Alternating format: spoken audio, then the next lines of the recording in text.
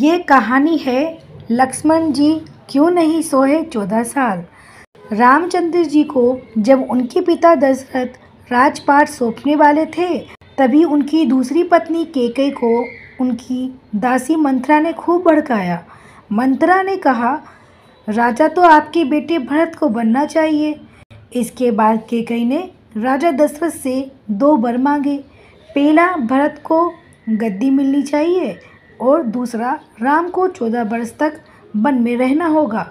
राजा दशरथ को अपनी पत्नी के वर पूरे करने पड़े। जब रामचंद्र जी वनवास के लिए अयोध्या से निकले, तब लक्ष्मण जी ने भी उनके साथ जाने की इच्छा जाहिर की। लक्ष्मण के वन जाने की बात सुनकर उनकी पत्नी उर्मिला भी साथ जाने की जिद करने लगती है। तब लक्ष्मण अपनी पत्नी उर्मिला को समझाते हैं कि वह अपने बड़े भाई और माँ समान भाभी सीता की सेवा करने के लिए जा रहे हैं। अगर तुम वनवास में साथ चलोगी तो मैं ठीक तरह से सेवा नहीं कर पाऊंगा। लक्ष्मण के सेवा भाव को देखकर उर्मिला साथ जाने की जिद छोड़ देती है। वन में पहुंचकर लक्ष्मण भगवान राम और सीता के लिए एक कुटिया बनाते हैं। जब राम और सीता कुटिया में विश्राम करते थे, तब लक्ष्मण बाहर पहरेदारी करते थे।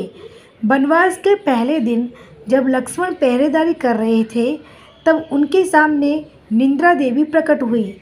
लक्ष्मण ने निद्रा देवी से वरदान मांगा कि वह 14 साल तक निद्रा मुक्त रहना चाहते हैं। निद्रा देवी ने कहा कि तुम्हारे हिस्से की नींद किसी और को लेनी होगी। लक्ष्मण कहते हैं कि उनके हिस्से की नींद उनकी पत्नी को दे दे। इस कारण लक्ष्मण 14 साल तक नहीं सोए और उनकी पत्नी उर्मिला लगातार 14 वर्ष तक सोती रही।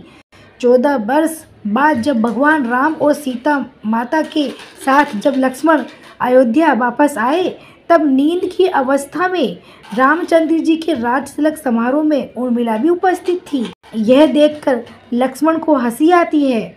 जब लक्ष्मण से हंसी की वजह पूछी गई, तो उन्होंने निद्रा देवी के वरदान के बारे में सब कुछ बताया।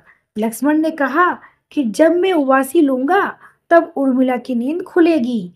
लक्ष्मण जी की इस बात को सुनकर सभा में मौजूद सभी हंस पड़े। सभी को हंसते देख उर्मिला लज्जावश समारोह से उठकर बाहर चली गई। अगर आपको ये कहानी अच्छी लगी है तो लाइक जरूर करें। Subscribe Mishu Tuni TV.